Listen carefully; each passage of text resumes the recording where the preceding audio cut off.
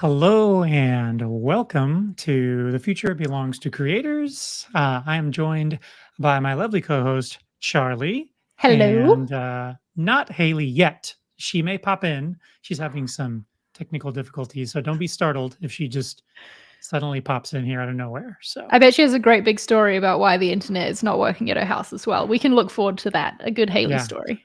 a good Haley story. I'm really excited about hearing what happened. It was kind of weird. She was here and then she froze, so I thought maybe something awful happened, but it's going to be okay. Um, anyhow, so this week we are talking about thinking like a scientist, but what does that mean exactly? So some of you may Miguel's going to be tell us. I hope so. So some of you may be familiar with the scientific method, right? So you identify a problem, and then you have an experiment, and then you draw a hypothesis. You have a hypothesis, then you run the experiment, then you collect the data, and then you figure out what the data means, right?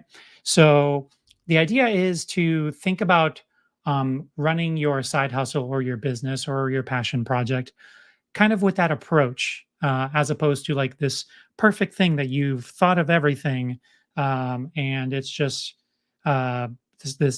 you've figured it all out, and hopefully everybody likes it, and if they don't, it's a giant failure. Because I feel like that can kind of set you up for some pretty disappointing outcomes. But if you treat it more like the scientific method, um, I think it'll end up being a little different. And where I got this idea was from this guy. Maybe you've heard of him. His name is Adam Grant.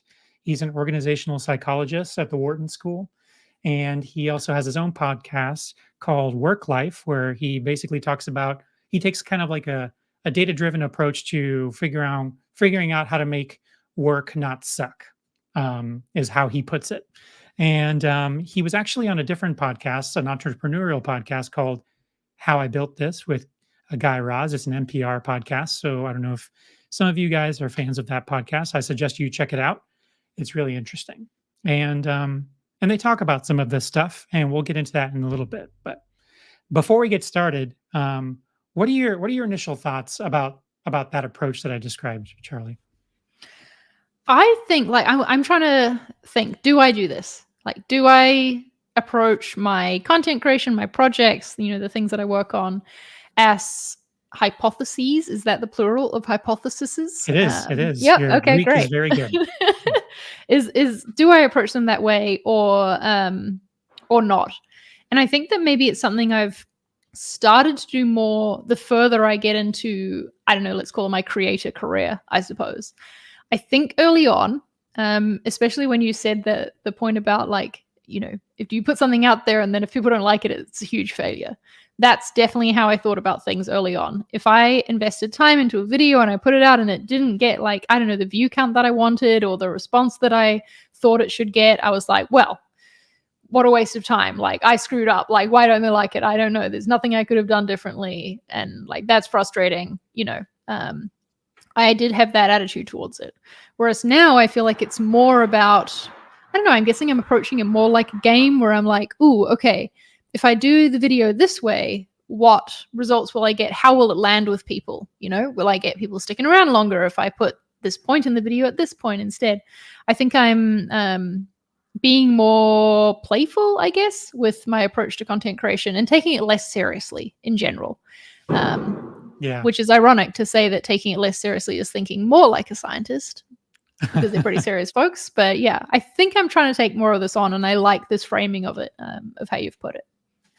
Yeah, one of the interesting things that I've noticed that's nice about the fact that we've been doing this for a while, and one of the benefits of this sort of constant creation that we are holding ourselves to, we're doing this every Mm-hmm. single week, Mm-hmm. is that you're able to go back and kind of like look at what you've done instead of as a singular video or podcast, but looking at how they've done over time. And I was looking at our page today and seeing how some videos that we have views in the thousands, and some of them barely crack 300. And I'm wondering, and it makes me wonder, like, oh well, I mean, it was the same three people, sometimes we have guests, but like a lot of the times it's the same three people. We're always our chipper selves. So what was different about this video that did so well? Hmm. And sometimes it's kind of easily explainable. Sometimes we, like when we had Nathan on, that one had more views, but Nathan has a bigger audience, so I imagine that we benefited from that, right? Right, right. Um, but then the video that we did on your 100 true fans or 1,000 true fans or what, I forget which, but we did, we kind of talked about both, so I get them mixed up. Some version of that. That one did really, really well too. But we didn't have any special guests or anything, so maybe that topic was interesting to people. So just being able to look back and looking at what you do and seeing how you're iterating and figuring out what works, what's not working, and then using that to inform where you're going next, I think Mm. is really, really helpful. And instead of taking as one of our lower rated videos and being like, oh, well, we suck, we're not doing this right. Right. Or That's we the should wrong never talk about conclusion. that topic again, clearly, like Right. that's Yeah. not the Nobody conclusion to likes draw that. from it. Yeah. Can I Yeah, tell you about exactly. kind of like I guess it's an experiment that I'm running right now on my own YouTube channel. Yeah. Hopefully this won't take us too off track, but I think Not it at all. fits in because I'm definitely approaching it as an experiment. So for a long time, well, as long as they've existed, I've been hearing from fellow YouTube creators that if you want to grow on YouTube, shorts is where it's at. You got to be making shorts. You got to be getting in there on the algorithm. And I'm like, oh my God, I don't have a TikTok. I don't do Instagram reels. Why should I be interested in making short videos on this platform? Like it's just not what I want to create. It's not where I thrive. I like to turn on the camera and like talk about something for a while, then edit it into a cohesive video. Not interested in the format of shorts. Mhm. But I had advice from someone who I really respect, who has like one of the arguably the biggest design channel, Chris Doe from the future. And he was like, Charlie, you need to be doing shorts. I'm like, okay. Hearing this again, what advice do you have for me, Chris? I don't know. And he just broke it down. And I was like, okay, you know what? I'm going to try it. I'm going to give it a good go. He said, I've got to do it consistently for like a month, every single weekday, and see where I get from there. So that's what I'm in the middle of right now. I'm like 2 weeks in, I think, to posting a short every single weekday and seeing how it goes. I made a bunch just cutting down my older videos to upload it and try it out. And so far, I don't know if it's looking like the results are going to be very good for my channel. In full transparency, I feel like I've gotten less subscribers and like lost subscribers from uploading these videos, which is a shame. But I'm trying to take the approach of it like a scientist, that this was all a hypothesis, right? And that if it Mhm. doesn't work out, it doesn't work out. And at least I tried. And that there's things that I can learn and adjust to try and make it work for me in future. But yeah, that's just a little experiment that I'm in the middle of, and maybe I can report back in future about Yeah, I wanna hear the about how final that goes. results. Yeah. Yeah, that's great. So I find it so interesting because I would imagine that the experiment would be going better than the way that it sounds like you're describing, because it's, Maybe. shorter attention span, or Mm, maybe the kind of audience that you've cultivated up until this point isn't the kind that likes those. true. Because True. if they were, obviously you have longer form content, so it'd be kind of weird if suddenly it turns out that they don't like long form content. So, Yep. I yeah, will say that's there's been so one interesting. so far that because I've made these shorts from like cut down versions of longer videos, and one of them that I did about like my income report from the past year has led to like an extra 2,000 views on the main video. So that's like a mini Okay. success buried within there, I suppose. Yeah, along the way. Yeah, and it's interesting that you always make sure that when you're running an experiment, I know obviously when you're running experiments, you want to hold back from guessing the outcome or I think that's making really or important. biasing Mhm. your results, but you definitely want to do some version of what does success look like Mhm.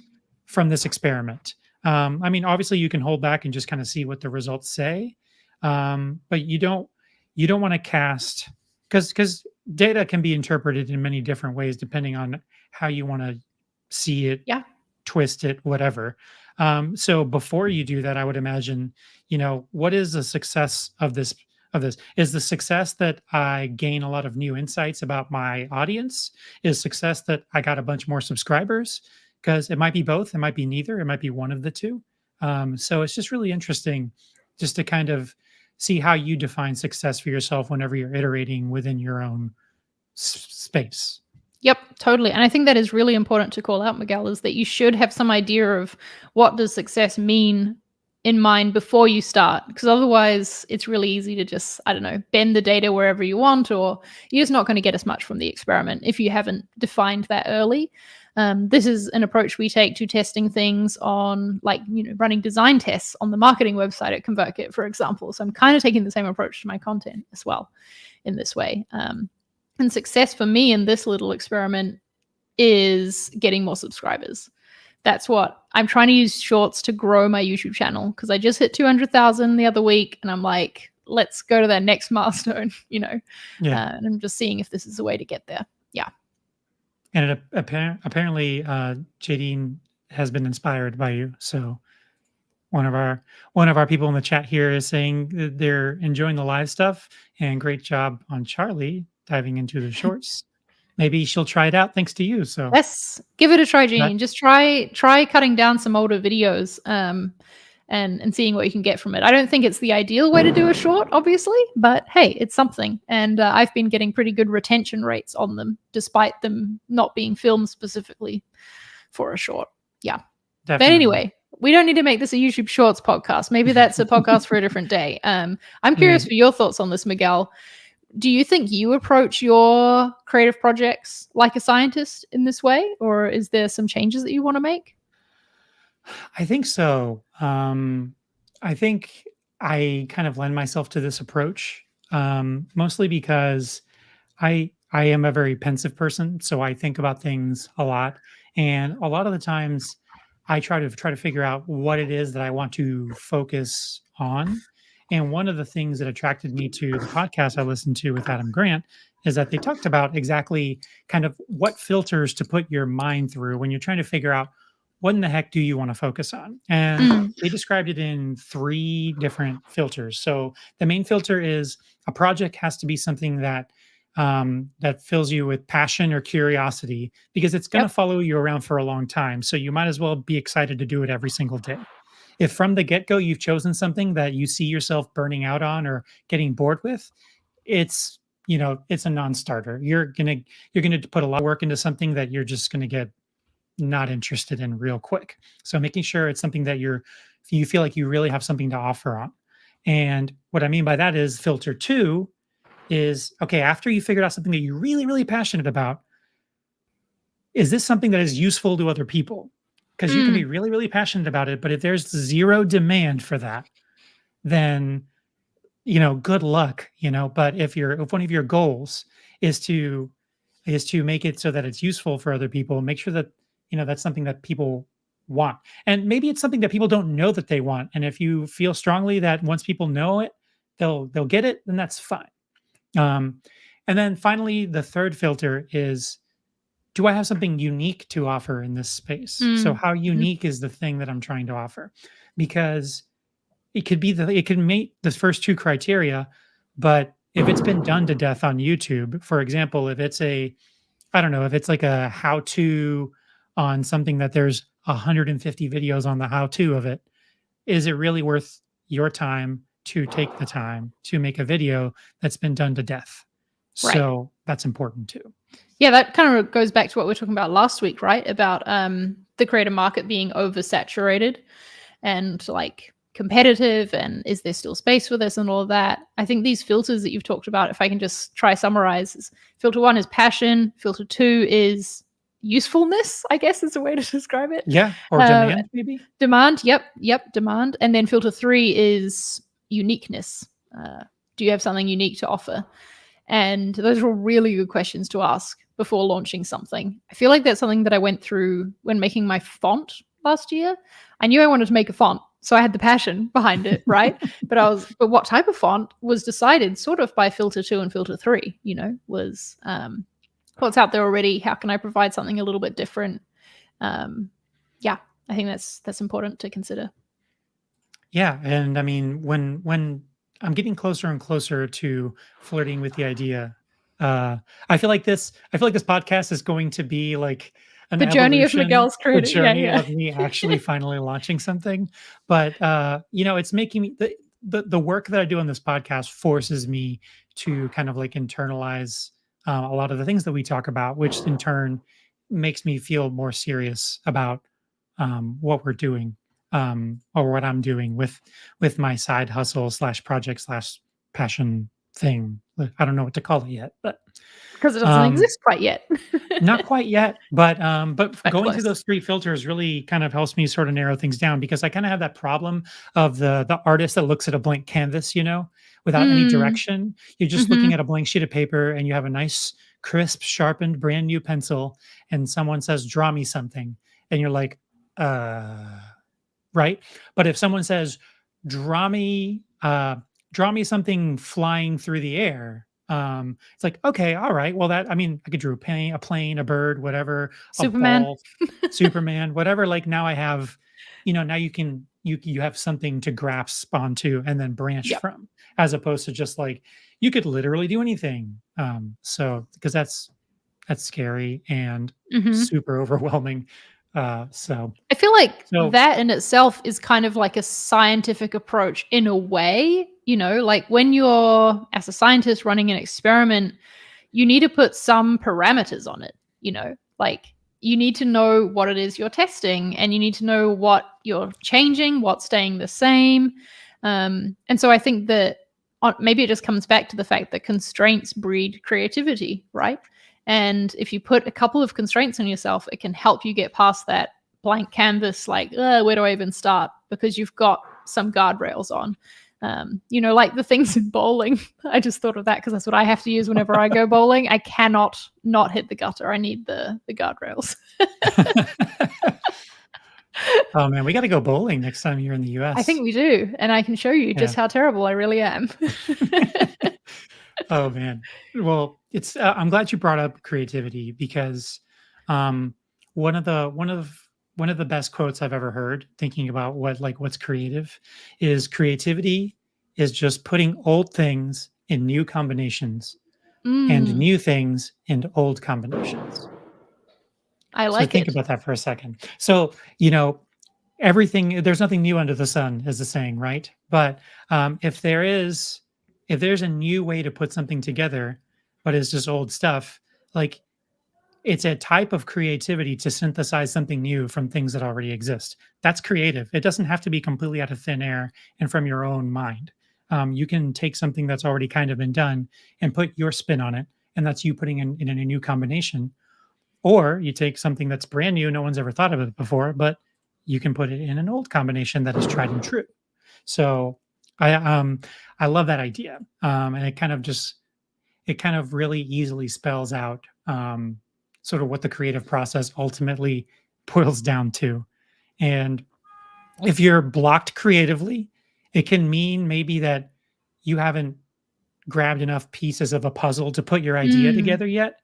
And what that just means isn't that you're stuck and you're just, if you have writer's block or whatever it is that you're trying to figure out what the next step is, that can just mean that you need to do a little bit more research on what you're doing or go into the world and make connections with people that are in the space that you are trying to do something in. Reach out to somebody on YouTube that's doing something that's kind of like what you're doing, and maybe they'll reach back. Maybe they'll inspire you. Maybe but if you build your network like that, and you just get curious about what is blocking you creatively, and you just go out there, you'll find that in a non-linear way, you'll get to an idea.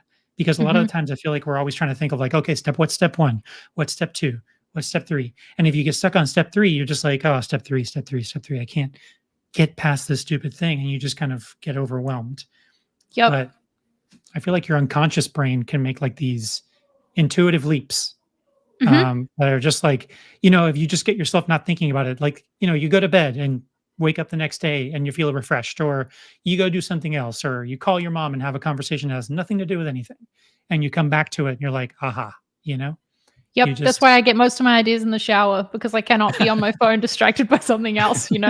So my brain's like, "Oh, finally we've got some space. Boom, here's the idea that you needed." yeah, I've heard that the shower thing is really common because apparently, like, if you tie up your body with something physical, the this is what I've heard at least. I don't know if this is true or not, but if you tie up your brain with doing something physical that's like routine and you don't really have to think about it, like washing your hair, all that stuff, you kind of free up your brain to kind of wander a little bit because you're doing mindless physical tasks that are on autopilot, so your brain can kind of just sort of like let go, um, which is pretty cool. Exactly. Yeah. And also, like, not to, I mean, I feel like I always am going to tie it back to examples from my own creator journey. So people can tell me if this gets annoying. But to bring it back to what I'm doing with shorts, I feel like that is what helps me get over the block of like approaching that, you know? Like, I was hearing from people I respected that this was a thing I should be doing to try and grow my channel. And I wasn't doing it because I didn't want to sit there and think of ideas for 1 minute videos and then film them. Like, that was the blocker that I had, you know?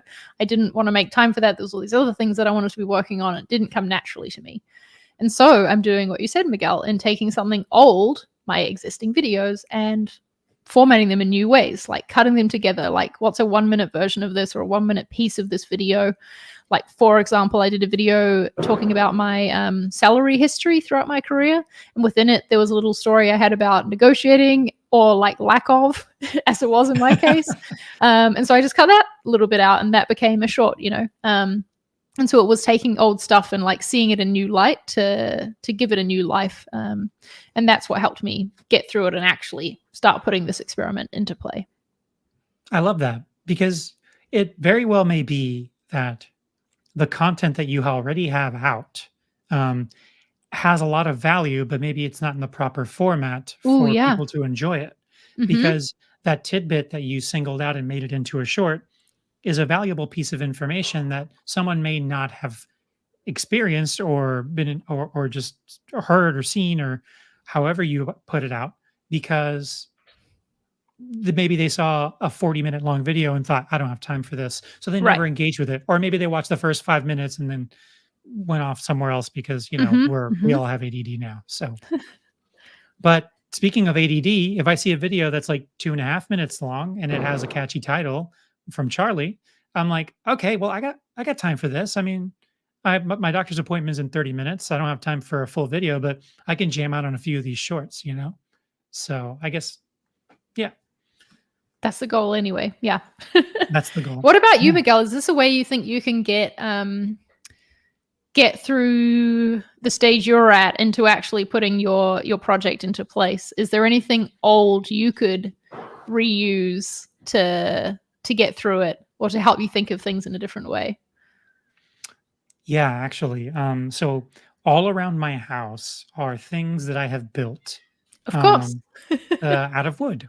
Um, and it wouldn't take, obviously, I can't show you a video of me building it, Mhm. but I could, now that it's already built, I could just sit down with a nice, cool beverage and just look at the thing that I made and sort of deconstruct it and make plans for it. And now Mhm. it's already staged and it has like things on it, You and have the photos to there's take. Yep. there's a pretty rug under it or whatever it is, and now I can just put that out there, and all I have to do is just kind of like go back and sort of deconstruct the thing that I've already built. Um, in a digital sense. Obviously, I don't, it's too late now for me to do the videos of like, this is how it looks in stage one and stage two or whatever. But maybe that's not necessary. Maybe if I can find some cool software that lets me design things in the three-dimensional space, I can't imagine that's all that hard to figure out. Uh, and maybe I should put my attention into figuring out some sort of computer-aided design software, um, and then just, yeah, and then just do it that way. I like that. And I think that if you thought about it from the place that, well, because I can't take pictures of step 1 and 2, I just shouldn't do this thing altogether. That would be the wrong approach to take there, because you're not making use of this thing that already exists. And like, you can learn a lot just from producing the content for these ones that do exist. And you already know what changes you want to make for next time, you know, and what things you want to put in place of taking photos of each step, for example. But I like that approach to it. You also Yeah. mentioned there, put your attention on software that could, you know, help put a digital rendering of it or whatever. And something Yeah. else that you had pulled from this podcast that you listened to with Adam Grant was about time management. and how that's not really what you should pay attention to, but it's more attention management is the thing you can control. I'd love to hear more about that from you because I saw that in your notes and I was like, ooh, interesting. Yeah. So you could spend all the time in the world trying to audit what you spend your time on, trying to get more hours out of the day. Um, but at the end of the day, it matters less how much time you're spending on something, and it matters more how much attention you're giving to something. So, in other words, the only thing you can really control is what you focus on. You can't always control how much time something takes. So, when you're really focused on trying to accomplish something that's worthwhile, it doesn't really matter how much time you spend on it. It can be more effective productivity wise instead of setting a goal for how you're using your time efficiently. You can do something, you can make sure that you're doing something that's, like we said before, interesting and meaningful to you.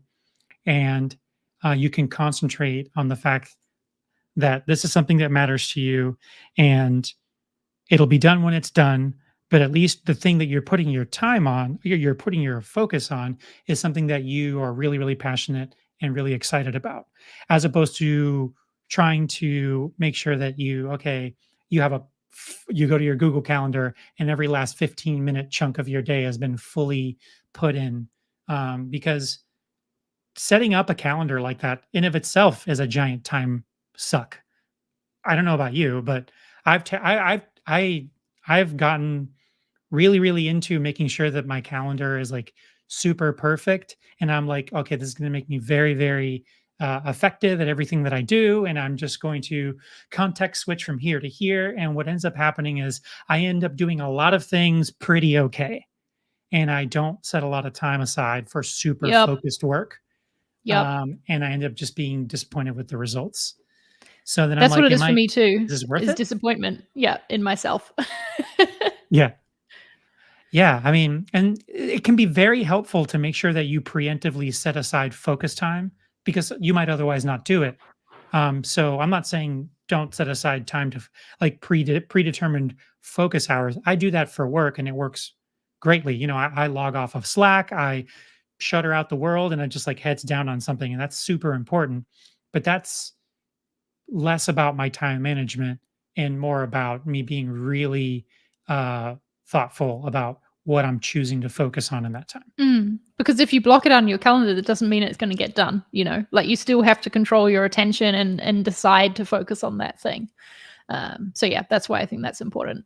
Yeah, man, calendar blocking. I've tried it lots of times because it seems on paper like something that should work well for me because I'm a nerd for that sort of stuff. But mostly it just ends up like I've planned it perfectly and then I fall off track from the very first thing and then I spend the rest of the day feeling behind and feeling bad about myself. And that's just a waste of everyone's energy.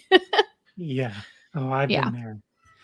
Ultimately, I feel like what my calendar is just a way for me to not let things fall through the cracks.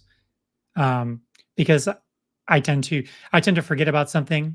So like my calendar is a way to remember to do the thing, or else I'll forget. But outside of that, like trying to micromanage my days in and days out is just not useful to me. I've Not the discovered. one.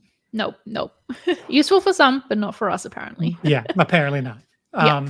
One last thing I wanted to talk about was, well, maybe not the last thing. I might think I have two things to talk about, but I want to talk about how procrastination can be a good thing, which sounds a little counterintuitive, but it turns out that according to the data that and the research that Adam Grant has done, it turns out that procrastinator can sometimes be the most creative people. So if you feel like you're a procrastinator and you are a creator, you're in good company. So don't sweat it. In fact, it can be an important part of the creative process to be a procrastinator. Yeah. Does this sound weird to you? Does this sound too good to be true?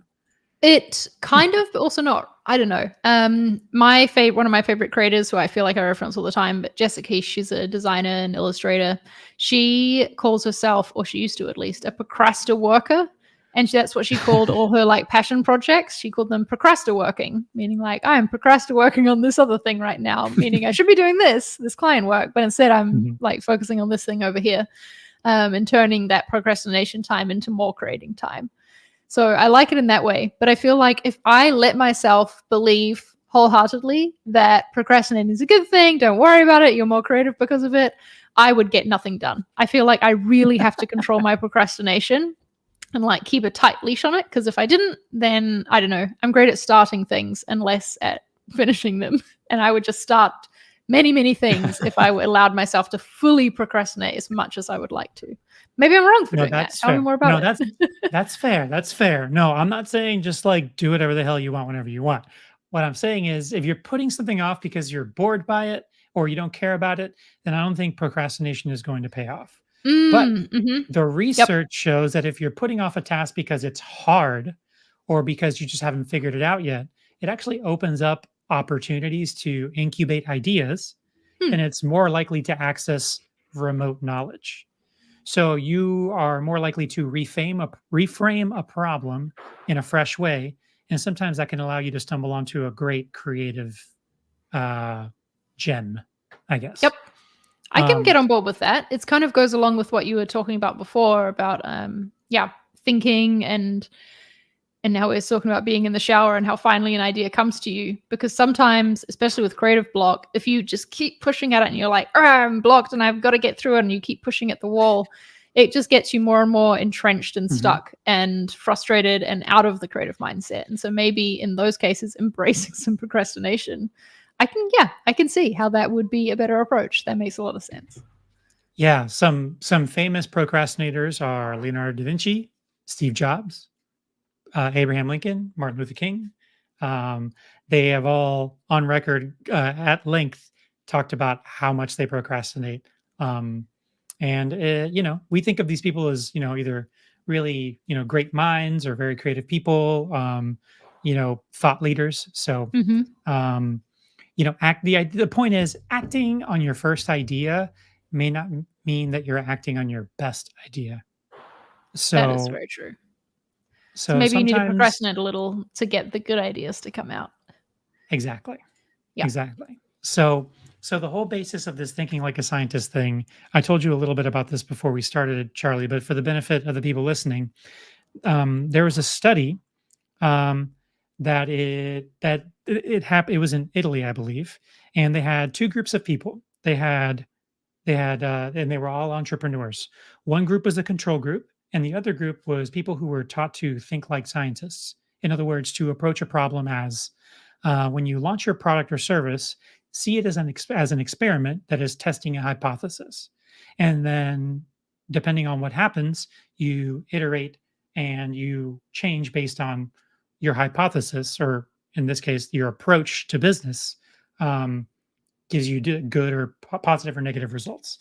And what happened that they went back to those people a year later, and it turns out that the people that were taught to think like scientists brought in 40% more revenue than the control group.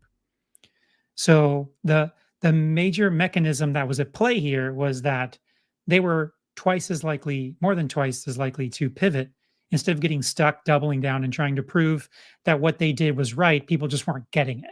It's like, oh, what I did was Yep. perfect. What I did was Yep. great. I'm just not marketing it correctly, or I'm just not doing this, or I'm not so. Instead of explaining or like prosecuting your idea, you're not Or like instead of iterating.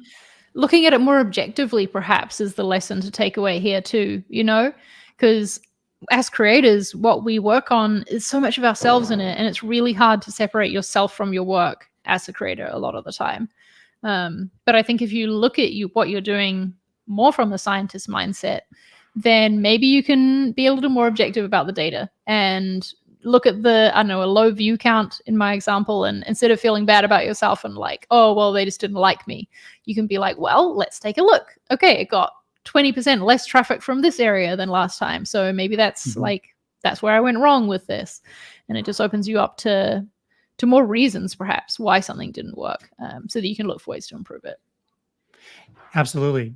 You know, if you're what and where I feel like this is really interesting is that if you are someone that is you kind of have this project and it's like your baby, and Mm. you've been really trying to hone it and work on it and work out the kinks.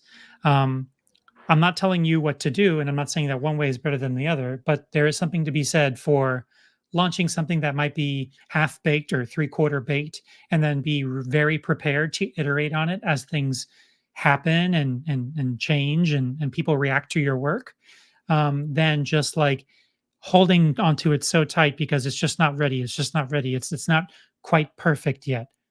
So if you're holding yourself back because it's not quite perfect, um, at least entertain the idea that maybe it doesn't have to be. I love that. I feel like that's a really good note to end on, like a lasting piece of advice for people, because I don't know, we've heard in the chat in previous episodes that there's a lot of perfectionists out there, and that is the core thing holding them back from their next step, from doing the thing they want to be doing. And so I like that approach to things. And so instead of feeling like, oh, I'm going to launch this thing even though it's not done or not perfect, you just be like, no, I'm thinking like a scientist and I'm just going to get it out there and improve on it from there. I like that. Well said. Well said for you. I was just basically reiterating your point. Oh, well, but you took what I said and said it way more eloquently and in your awesome accent. So Oh, it there just we go. I sounds always got a it one just up on sounds that. more Yep. it always sounds more intelligent when it's not an American accent. So all right. Well, on that note, I guess Haley didn't pop. I guess Haley popped in for like half a second in here, so it was cool to see her for a Yep, we got to millisecond see or her two. face. For anyone on the video version. On the audio Yep. version, you never knew she was here, but I promise you she was at some point. Oh man. Well, this was fun. Thanks for joining us, everyone, and for everybody that's on the podcast. I'm looking forward to hearing your feedback about this conversation and seeing what you guys think about it. I'm always interested to see. So comment on the video on YouTube, or you can always just email us at ConvertKit. We're around. Yeah, We're it's very just our accessible names people. at convertkit.com. It's very easy Yep. to guess our email addresses. Let us know Yep. about it. But not my passwords, so don't even try. Goodbye, everybody.